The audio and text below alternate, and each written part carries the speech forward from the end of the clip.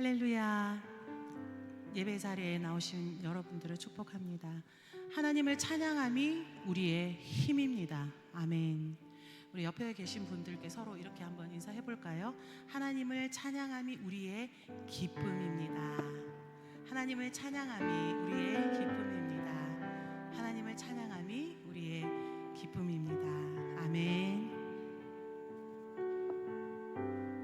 높은 하늘에서 찬란하게 빛나는 영광스러운 주님이 이 낮은 땅에 오셔서 어둠 가운데 있는 우리를 밝히고 새 생명을 주셨습니다. 믿음으로 선포합시다. 우리들의 밝은 빛 되신 예수님을 높여 찬양합시다.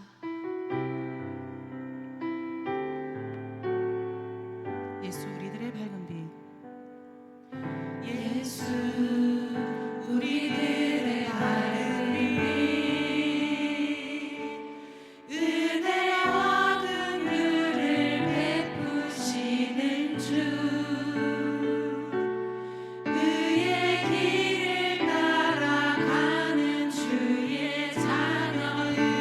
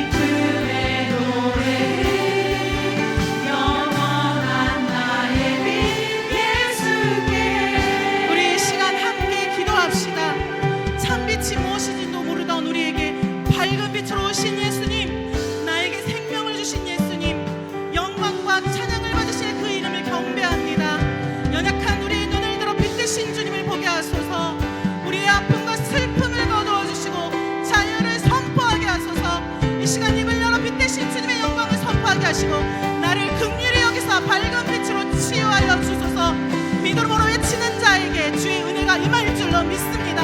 전심으로 주님의 이름 한번 부르고 기도하시겠습니다. 주여, 주님 아버지, 하늘 붙잡으시고 영광 받으시게 합당하신 자 하나님 아버지, 나를 모든 이 땅에 오셔서 밝은 빛으로 오셔서 우리에게 생명을 주신 예수 그리스도를 높여 찬양합니다. 영광과 찬양을 받으신 그 이름에 경배합니다. 아버지, 저희들의 아픔과 슬픔을 거두어 주시고 우리에게 자유를 선포하게 하시는 하나님, 아버지, 우리의 연약한 눈을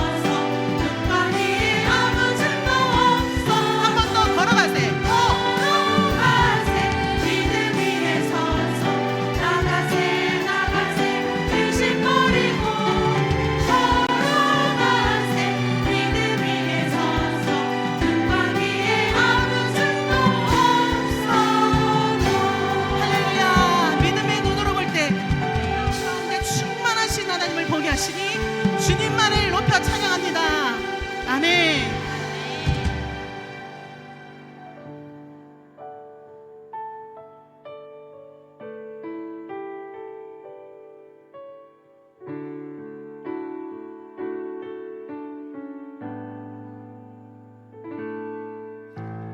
주의 사랑을 주의 선하심을 주의 은혜를 생각해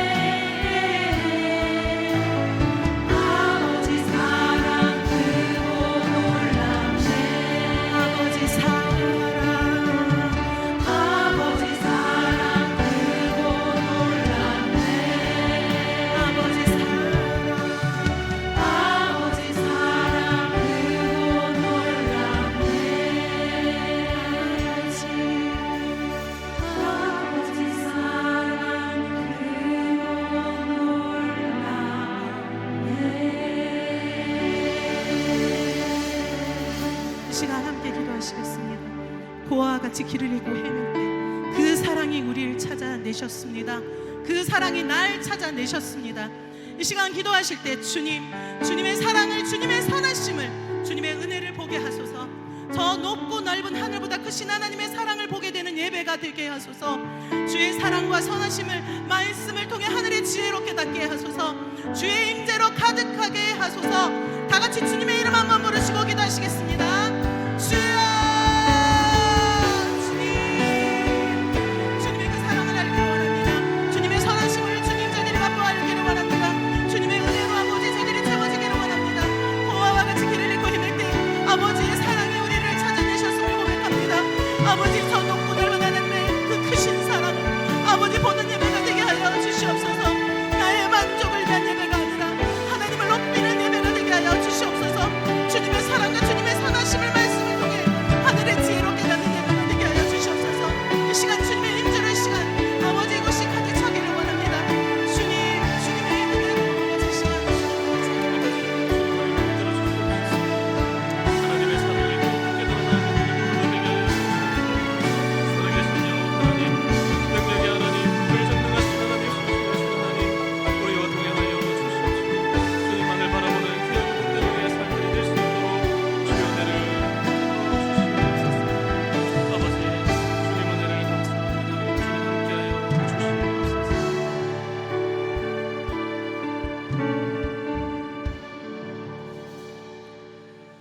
거룩하신 하나님 아버지, 오늘 수요 예배 가운데 주님의 임재를 갈망합니다. 우리의 심령이 식어버렸던 자리에서 다시 하나님으로 충만케 하여 주시옵소서. 한 영혼을 사랑하셔서 하나님의 동등됨을 취하지 않으시고 죽기까지 사랑하신 그 주님의 열심을 오늘 깨달아 오늘 우리 안에도 주님을 닮은 그 열심, 그 거룩한 질투가 회복되게 하여 주시옵소서. 주님, 그러기 위하여 우리 안에 있는 우상과 타협하지 않는 순결한 신앙으로 이 시간 서게 하옵소서. 주님을 향한 순전한 사랑을 회복하여 다른 어떤 것도 섞이지 않는 정결한 신앙을 허락하여 주시옵소서. 주님, 이 시간 우리의 신앙을 더럽히는 모든 우상들을 내려놓길 소원합니다. 주님 외에 의지하던 세상의 자랑과 탐심을 다 벗어버립니다. 오직 주님만을 우리의 사랑과 열정의 대상으로 삼게 하여 주시옵소서. 오늘 이 예배가 하나님께서 우리를 향하여 불타시는 그 질투의 사랑에 대한 응답이 되게 하시고 우리의 냉랭한 심령에 다시 불이 붙는 은혜의 시간 되게 하여 주시옵소서. 오늘도 각자 위치에서 복음 사명 감당하는 선교사님들 축복하여 주시옵시고 육신의 질병 가운데 아파하는 우리 믿음의 한우들 주여 은혜 베풀어 주시옵소서. 감사드리며 예수님의 이름으로 기도드립니다. 아멘. 오늘 저희 함께 보실 하나님의 말씀은 출애굽기 34장 10절로 14절까지의 말씀입니다. 출애굽기 34장 10절로 17절까지의 말씀입니다. 죄송합니다. 10절입니다. 10절에서 17절까지 말씀입니다. 출애굽기 34장 10절에서 17절까지의 말씀 우리 한 절씩 교독하겠습니다. 여호와께서 이르시되 보라, 내가 언약을 세우나니 곧 내가 아직 온 땅 아무 국민에게도 행하지 아니한 이적을 너희 전체 백성 앞에 행할 것이라. 내가 머무는 나라 백성이 다 여호와의 행하심을 보리니 내가 너를 위하여 행할 일이 두려운 것임이니라. 오늘은 내가 오늘 내게 명령하는 것을 삼가 지키라. 보라, 내가 내 앞에서 아모리 사람과 가나안 사람과 헷 사람과 브리스 사람과 히위 사람과 여부스 사람을 쫓아내리니 너는 스스로 삼가 내가 들어가는 땅의 주민과 언약을 세우지 말라. 그것이 너희에게 올무가 될까 하노라. 너희는 도리어 그들의 제단들을 헐고 그들의 주상을 깨뜨리고 그들의 아세라상을 찍을지어다. 너는 다른 신에게 절하지 말라. 여호와는 질투라. 이름하는 질투의 하나님임이니라. 너는 삼가 그 땅의 주민과 언약을 세우지 말지니 이는 그들이 모든 신을 음란하게 섬기며 그들의 신들에게 제물을 드리고 너를 청하면 내가 그 제물을 먹을까 함이며 또 내가 그들의 딸들을 내 아들들의 아내로 삼음으로 그들의 딸들이 그들의 신들을 음란하게 섬기며 내 아들에게 그들의 신들을 음란하게 섬기게 할까 함이니라. 너는 신상상들을 부어 만들지 말지니라. 아멘. 플라스틱 러브라고 하는 곡을 만든 일본의 유명한 오래된 작곡가, 싱어송라이터이자 작곡가인 다케우치 마리아라고 하는 분의 이야기입니다. 그녀는 2018년 일본 NHK 방송에서 인터뷰를 하게 되었는데요. 남편이자 또 같은 업에 종사하고 있었던 가수 야마시타 타츠로에 대한 질문이 들어왔을 때 그는 남편과의 관계에 대해서 이렇게 답을 했습니다. 그가 다른 사람의 노래를 위해서 작곡할 때에는 저는 늘 질투가 나요. 하지만 그것은 사랑이 얼마나 깊은지를 확인시켜주는 신호입니다 라고 이렇게 인터뷰를 했습니다. 여러분, 그렇습니다. 사랑하는 사람이 있으면 우리는 자연스럽게 질투라는 감정을 느끼게 마련입니다. 아니신 분들은 진짜 사랑을 안 해봤다라고 하는 증거가 되겠죠. 사랑에는 반드시 질투가 있습니다. 질투 반드시 있습니다. 근데 놀라운 것이 이 질투라는 것이 사람에게만 있는 것이 아니라 우리 하나님께도 있다라고 하는 것을 우리 성도님들 혹시 아시는지요?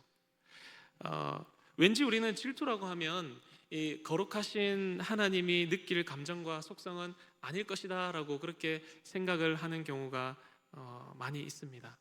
하나님과 관련지어서 상상할 수 없고, 심지어는 질투의 하나님 하면 뭔가 반발심이 좀 생기는 그런 단어라고 생각하기 마련이죠. 모든 것을 다 가지신 하나님이 무슨 질투를 한단 말이지? 라고 우리가 생각을 할 수가 있습니다. 하나님이 우리를 향하여서 가지신 이 질투는 단순히 너무 이제 소유욕이 불타서 너 내 거 아니면 안 돼, 폭압적으로 압력적으로 그렇게 하는 것이 아니라 너무너무 사랑해서 네가 다시 나에게 좀 돌아왔으면 좋겠어 라고 하는 그런 질투의 감정이자 어떤 사랑의 신호라고 할 수가 있습니다. 그래서 성경은 하나님이 질투하시는 하나님이심을 단호하게 우리 가운데 말씀하고 있습니다. 하나님은 질투하시는 하나님이시다, 딱 잘라서 우리 가운데 말씀합니다. 잘 하지 못하는 영어로 jealous라고 하죠. jealous, 질투. 헬라어 젤로스에서 이렇게 비롯된 단어인데요, 말 그대로 질투입니다. 질투. 구약 성경에서만 우리 성도님들 읽으실 때 보셨는지 모르겠지만 160번 정도 넘게, 물론 이제 시기, 질투, 열심 여러 가지 한글로 번역이 되었지만 전체적으로 봤을 때 질투, 강한 소유욕을 의미하는 그 질투라는 단어로 이렇게 사용되는 것을 우리가 볼 수가 있습니다. 그래서 우리 인간은 때로는 질투가 너무 심해서 집착이 되고, 또 그 집착이 심해서 어떤 사람에게 해를 끼치기도 하는데, 그러나 하나님의 질투는 어떤 폭력적인 그런 감정이 아니라 너는 내 사랑의 대상이야, 내 사랑의 대상이야, 나는 너를 절대로 포기하기 싫어 라고 하는 의미로서 이렇게 질투를 사용하는 것을 볼 수가 있는데요, 우리를 향하신 하나님의 질투는 곧 하나님의 변함없으신 이 사랑의 증거라고 우리가 볼 수가 있겠습니다. 그래서 그 증거로서 하나님이 그 질투의 대상으로 삼으시기 위해서 그의 백성들과 약속을 하시는데, 우리는 그것을 성경적인 용어로서 이 언약이라고 말하죠. 언약. 이 언약을 체결한 서로 간의 약속을 이행하는 관계가 되어야, 엄밀히 말하면 이제 우리가 하나님의 소유이죠. 따라서 하나님이 하는 대로 우리는 그저 따라 움직이면 되는 이 소유 대상임을 우리는 앞서 출애굽기 또 19장 5절에서 우리는 살펴볼 수가 있습니다. 내가 너희의 제사장, 내가 너희의 하나님이 되고 너희는 나의 소유가 될 것이다 라고 그렇게 말씀하시죠. 그래서 상대방이 내게 속해 있지 않으면 그거는 이제 질투 자체가 성립이 안 되는 것이라고 할 수 있습니다. 그러나 상대방이 나에게 소유가 되었다, 내게 속했다, 그러면 그거는 합법적으로 우리가 질투를 할 수 있는 관계가 되는 것입니다. 출애굽기 20장 4절 5절 말씀해 보시면 이런 말씀이 있습니다. 그것들에게 절하지 말며 그것들을 섬기지 말라. 나 내 하나님 여호와는 질투하는 하나님인즉 나를 미워하는 자의 죄를 갚되 아버지로부터 아들에게로 3, 4대까지 이르게 하거니와. 이 말씀은 모세가 이제 처음 계명을 받으러 시내산에 올라갔을 때 제2계명이죠. 제2계명이 뭘까요? 우상을 만들지 말고, 우상을 섬기지 말고, 우상 숭배에 대한 계명이죠. 이 제2계명 가운데 주신 말씀입니다. 즉 우상을 섬기지 말라, 내가 질투하는 하나님이다라고 하는 것이죠. 하나님께 이 우상 숭배에 대한 말씀을 받는 중에 모세가 너무 안 내려오니까 백성들이 밑에서 뭘 했을까요? 시내산 광야에서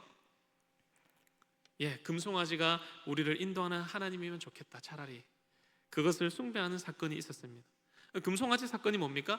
지금 모세가 하나님께 계명과 율례를 받고 있습니다. 계속해서 모세를 시내산으로 올라오라 하셔서 말씀하고 계신 것들이 뭡니까? 십계명과 또 성막과 제사장과 절기와 등등 이런 말씀들을 계속 하고 계시는 것이죠. 이런 말씀들은 하나님과 그의 언약 백성된 이스라엘과의 어떤 함께 살아갈 때 지켜 나가야 되는 어떤 그런 규칙들이 아니겠습니까?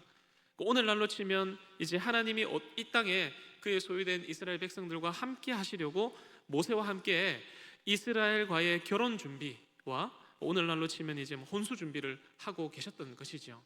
이제 내가 너희에게 내려가서 너희와 함께 할 것인데 너희는 성막은 이렇게 만들고 제사장은 이런 규례를 지키고 안식일은 이렇게 해야 되고 등등 이런 것들을 하나님께서 모세와 막 기쁘게 나누고 계신 그런 와중이었다라고 하는 것이죠. 그래서 이제 왜 그렇게 하는가 하니까요, 하나님께서 이제 이스라엘 백성들과 어디에 가서 하나님의 나라를 이루시려고 하고 있었을까요? 광야에서 가나안 땅에 들어가서 이제 하나님의 온전한 통치가 이루어지는 것을 이제 꿈꾸면서 하나님이 모세와 그런 것들을 계획하고 있었던 중이었습니다. 그래서 백성들과 가나안 땅에 들어가서 하나님이 통치하시는 나라, 온전한 하나님 나라를 살기 위해서 광야에서부터 하나님과 그 훈련을 해 나가시려고 본격적으로 준비하고 계신데, 정작 이스라엘 백성들은 밑에서 뭘 하고 있다고요? 하나님의 면전 바로 밑에서 이제 금송아지랑, 죄송한 좀 표현이지만 바람이 난 것이죠. 이제 하나님께 대한 그 사랑의 대상이 금송아지에게 이제 넘어가 버리게 된 것입니다. 하나님은 굉장히 벙찐 상황이죠. 이제 모세와 그런 것들을 막 열심히 상의하고 있는데 그런 사건들이 발생을 해버렸습니다. 하나님이 안 되겠다, 모세야, 내가 이 백성들을 다 쓸어버리겠다. 내가 너와 다시 시작할 터이니 너희는 가서 백성들에게 전해라. 모세가 내려와서 두 돌판을 받았던 계명의 두 돌판을 어떻게 합니까? 집어 던져버리고 깨뜨려 버립니다. 그리고 하나님은 이스라엘을 멸하시려고 했지만 모세가 생명을 건 기도로 그 언약을 이어가기로 하나님께서 다시 결단을 하십니다. 그리고 그 우상 숭배의 예배를 주도했던 레위인들 3,000명을 죽임으로 이 사건은 일단락이 되고 있습니다. 이 사건을 가지고 오늘 본문을 다시 보시면 처음 깨져버린 두 돌판을 다시 만들어서 하나님께 올라가서 앞전에 그 계명들을 다시 받아 적는 내용이 바로 오늘 본문인데, 앞에 무슨 사건이 있었다고요? 금송아지 사건. 그러니까 지금 하나님은 뭘 더 강조하고 계십니까? 오늘 말씀에서 계속해서 이 우상 숭배에 대한 제2계명을 더 풀어서 더 강력하게 지금 모세에게 말씀하고 있는 것입니다. 모세야, 너 봤지? 금송아지 사건 봤지? 앞으로 너희가 들어갈 땅에서도 그 가나안 족속들과 절대 섞이면 안 돼. 그들의 우상을 다 깨부수고 다시는 금송아지와 같은 그런 우상들을 세우면 안 돼. 왜?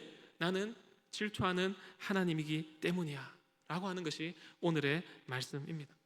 그러니까 하나님은 질투하시는 하나님이시기 때문에 그의 언약 백성도 하나님 외에는 다른 것을 절대로 섬겨서는 안 된다라고 하는 것입니다. 자, 그러면 이 질투를 하나님과 우리 사이에 다시 한번 생각해 보면 좋겠습니다. 우리는 하나님의 질투를 받는 대상이고 하나님의 백성된 우리는 하나님만 예배해야 되는 관계가 되었습니다. 하나님이시기 때문에 모든 피조물들에게 홀로 예배를 받으셔야만 합니다. 그래서 브라이언 A. 러셀이라고 하는 이 남아프리카의 한 목사님은 이것을 보고 이렇게 표현합니다. 예배를 독점한다. 이렇게 표현을 하는 거죠. 예배를 독점한다. 예배의 대상은 오로지 홀로 유일하신 하나님 한 분뿐이시기 때문에 독점한다는 이런 표현도 사실은 부족한 것이죠. 그러니까 이 예배의 대상을 바꾸면 하나님의 뭐가 일어난다는 것입니까? 질투가 일어난다라고 하는 것입니다. 오늘 본문도 포함해서 이 신명기, 여호수아, 나훔, 스가랴 이런 말씀들을 대체로 보면 하나님의 질투는 주로 어떤 용도로 사용이 되냐면 심판하시고 보복하시고 소멸하시고 멸절하시고 이런 의미들을 나타내실 때 사용을 하십니다.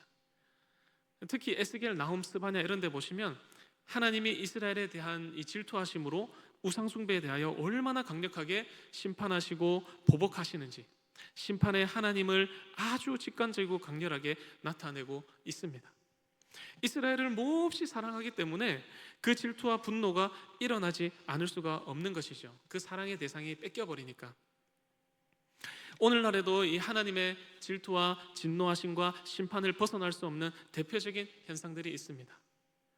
대표적으로 교회의 세속화 문제입니다. 세속화가 뭡니까? 세상의 풍속을 따라가는 것 아니겠습니까? 세상의 좋은 것을 따라갑니다. 얼마나 많은 세속화의 물결이 교회와 성도들의 신앙을 집어삼키는지 모릅니다. 세상의 덧없는 쾌락으로부터 우리 스스로가 세상 속에서 신을 만들어내고 있습니다. 계속해서 하나님 외에 다른 대상을 숭배하고 예배하게 만듭니다. 그게 아니면 안 되게끔 중독에 걸리게끔 하고요, 목숨을 걸게 합니다. 그러나 성도 여러분, 이것은 세속적인 그리스도인들이 간구하는 것입니다. 이것은 하나님의 진노와 심판의 질투를 일으키는 것입니다. 오늘날 서구의 유럽의 교회들이 세속화에 따라가다가 지금 다 어떻게 되었습니까? 콘서트장이 되고 모스크가 되고 술집이 되고 카페가 된 것 아니겠습니까?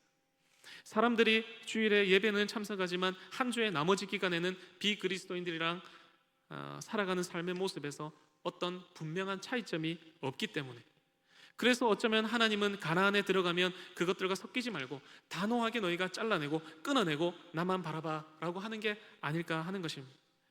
우리 주님이 딱 이런 모습을 보시고 아주 강하게 책망하셨던 사건이 하나 있는데요, 바로 성전 청결 사건입니다.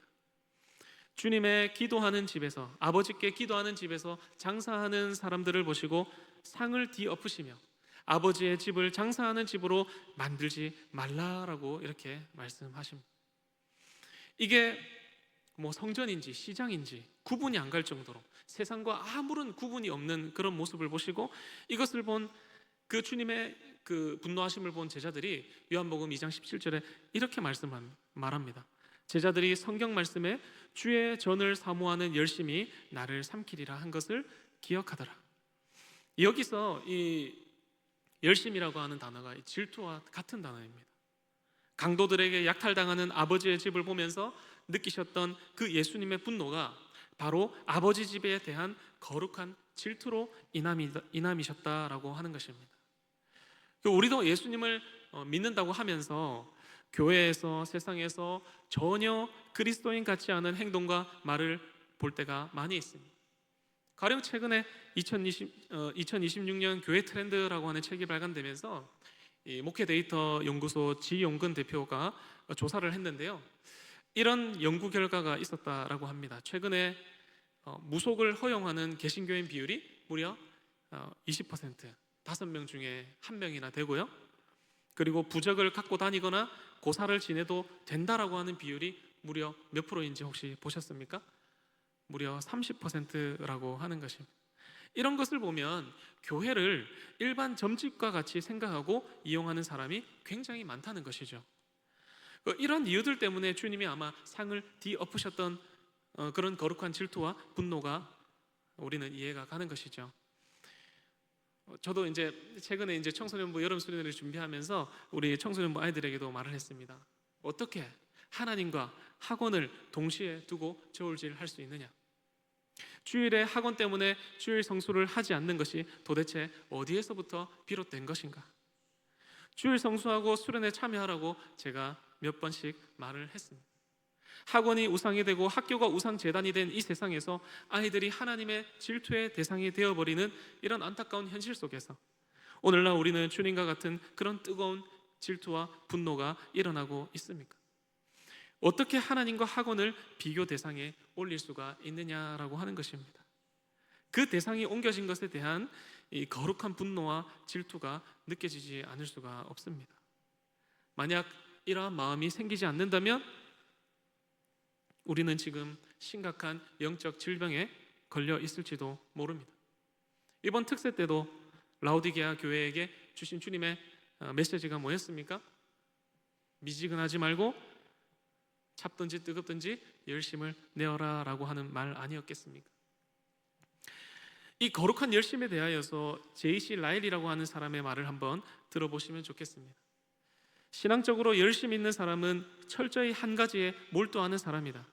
그 한 가지는 하나님을 기쁘시게 하는 것이며 하나님의 영광을 높이는 것이다.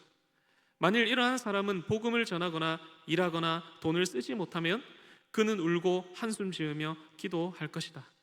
만일 그가 여호수아와 함께 골짜기에서 싸울 수 없다면 그는 산 위에서 모세나 아론이나 훌의 역할이라도 할 것이다. 만일 자신이 일하지 못한다면 그는 다른 사람을 통하여 그 일이 완수되기까지 주님의 도우심을 구하는 기도를 멈추지 않을 것이다. 내가 말하는 신앙의 열심이란 이런 것이다. 성경의 인물들 중에 하나님께 대한 질투와 열심으로 칭찬을 받은 두 인물만 우리가 한번 오늘 살펴봤으면 좋겠습니다. 구약과 신약의 한 사람씩만 예를 한번 찾아보겠습니다. 먼저 우리 엘리야를 한번 봤으면 좋겠는데요. 열왕기상 19장 10절 말씀입니다. 열왕기상 19장 10절 말씀. 14절 말씀도 동일하지만 우리 10절 말씀을 한번 읽어보면 좋겠습니다. 시작. 그가 대답하되 내가 만군의 하나님 여호와께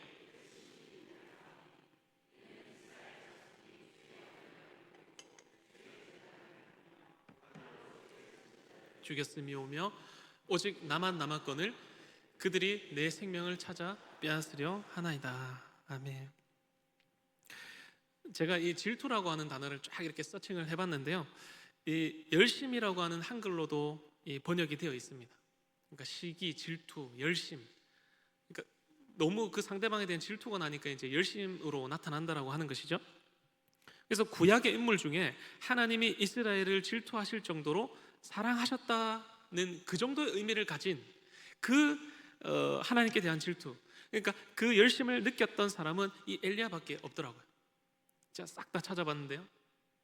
지금 이 말이 무슨 말입니까? 지금 바알 아세라 선지자 850명과 전투를 해서 이긴 후에 자신에게 남겨진 것은 어떤 큰 보상이나 상이 아니라 이세벨의 자객들 앞에 놓여진 자신의 목숨이었습니다.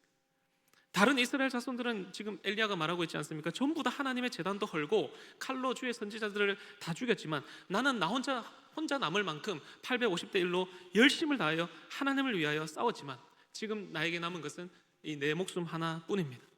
그런데 지금 하나님 뭐죠? 내게 남은 것은 내 목숨을 노리는 사람들밖에 남지 않았습니다. 이것이 바로 엘리야의 하나님께 대한 유별난 열심이었습니다. 그러니까 엘리야가 하나님을 얼마나 사랑했는지 우리가 알 수가 있는 것이죠. 혼자 남을 만큼.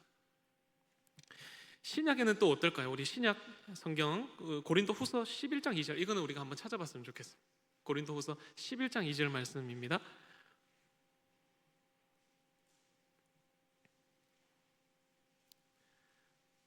고린도후서 11장 2절.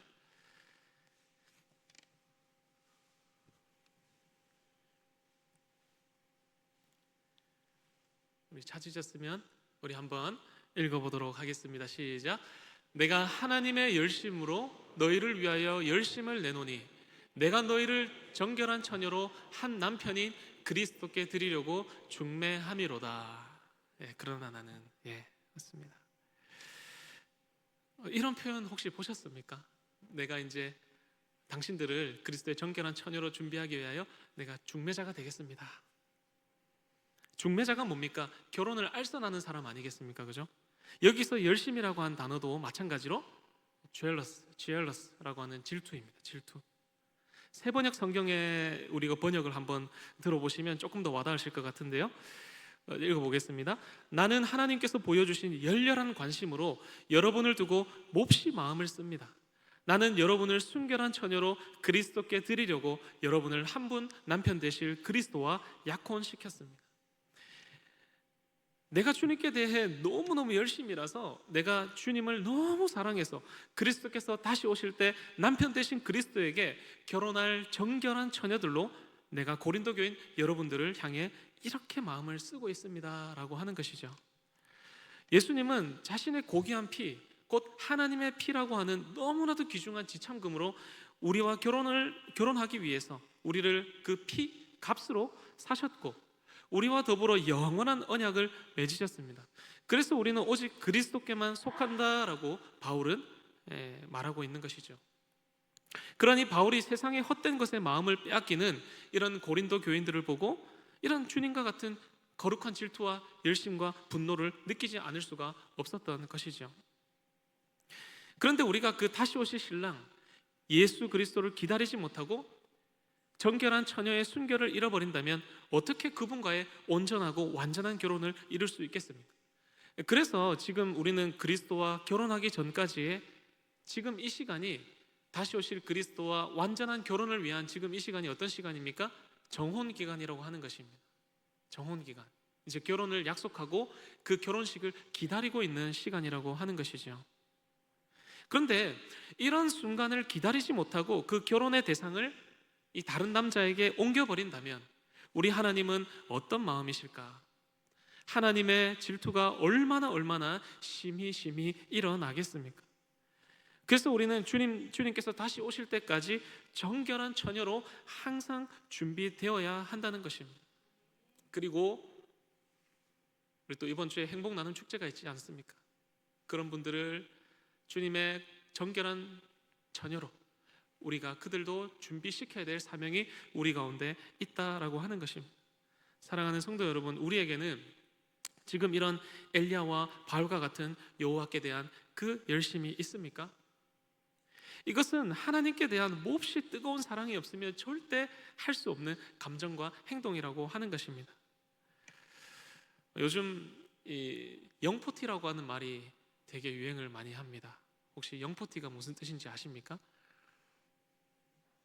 네, 젊게 살고 싶어하는, 젊게 살려고 노력하는 40대를 일컫는 말입니다. 젊어지고 싶고 젊게 보이고 싶은 열심 때문에 생겨난 유행어라 할까요? 그 마음은 맞지만 그것이 과연 성경적인가? 그 나이에 맞는 지혜와 연륜과 경험들을 주셨기에 거기에 맞게 살아야 됨에도 불구하고 여전히 어려 보이고 싶고 젊어 보이려고만 한다면 그 어린 사람, 젊은 사람들을 이끌어줄 사람들은 누가 할까요? 물론 인구가 적어짐에 따라서 결혼과 출산에 따른 현상인 것 같기도 합니다. 저는 아직 포티는 아니지만 벌써 20대 청년들에게 가면 안 되겠다 생각이 가끔씩 들고는 합니다.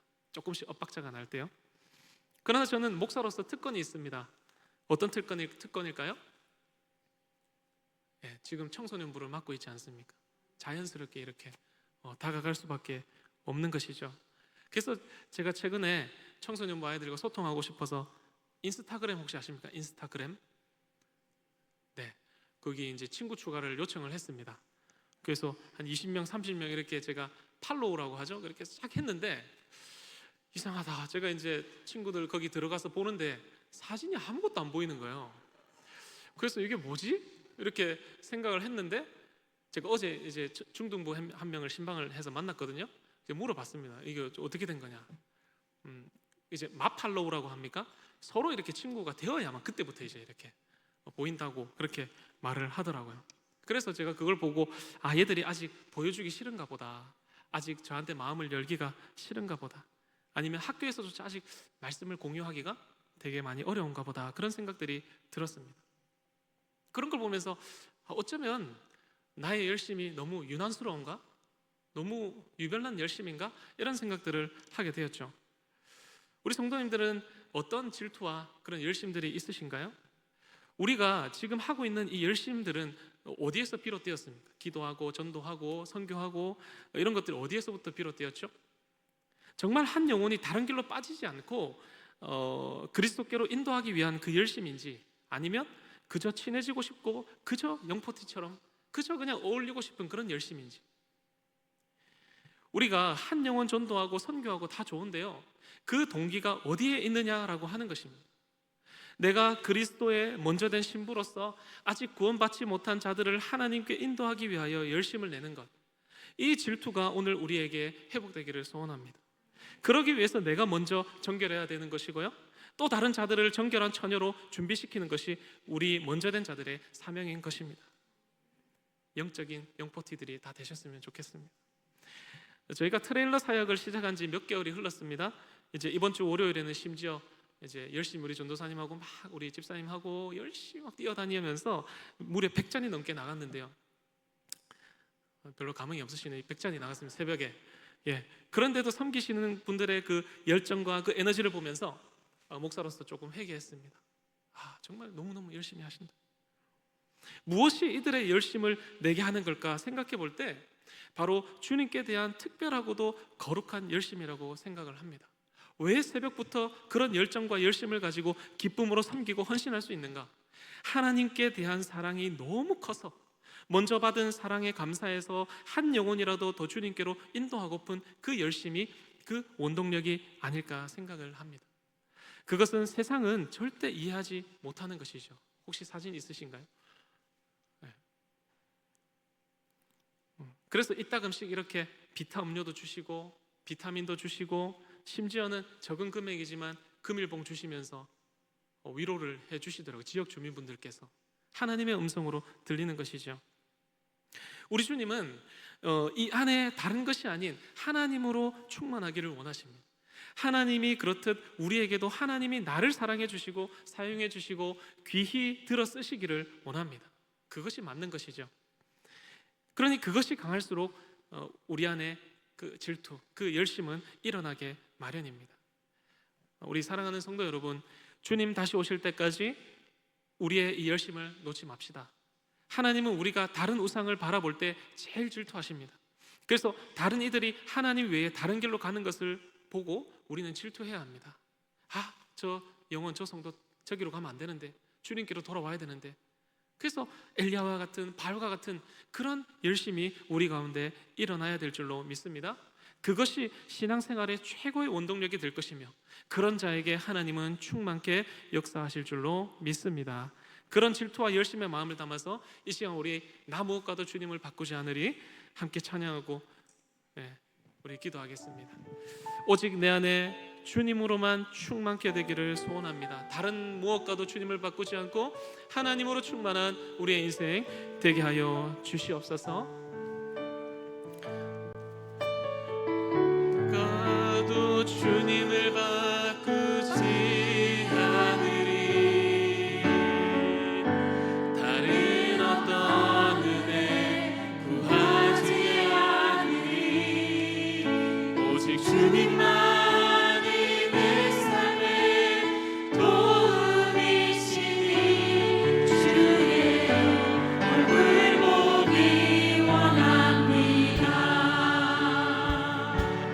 주님 사랑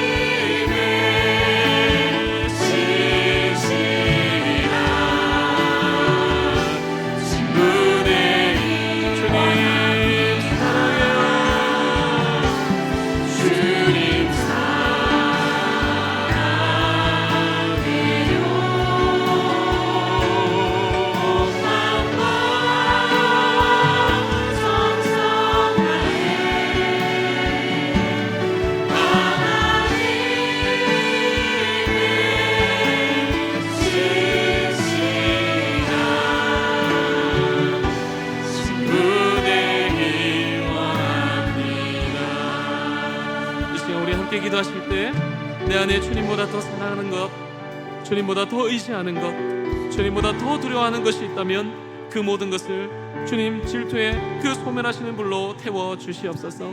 다시 주님을 향한 열심히 나를 삼키게 하시고, 다시 영혼을 향한 불타는 질투가 일어나게 하시며, 다시 복음을 향한 헌신하는 불길이 일어나게 하여 주시옵소서. 하나님의 질투하시는 사랑에 응답하여 오늘 우리도 하나님께 질투하는 사랑으로 헌신하게 하옵소서. 주님, 이 결단이 잠시의 감정이 아니라 우리 일상 속에서 이어지는 사랑으로 나타나게 하여 주시옵소서. 이 시간 다 함께 주여 부르고 기도합니다. 주여. 하나님 아버지, 은혜를 감사합니다. 뜨거운 주님을 향한 뜨거운 사랑, 다시 한번 주님께 대한 열심히 나가게 하여 주시옵소서. 하나님과 그 사냥하는 주님의 그 진정의 사랑 우리 안에 뜨겁게 일어나게 하여 주시옵소서. 하나님,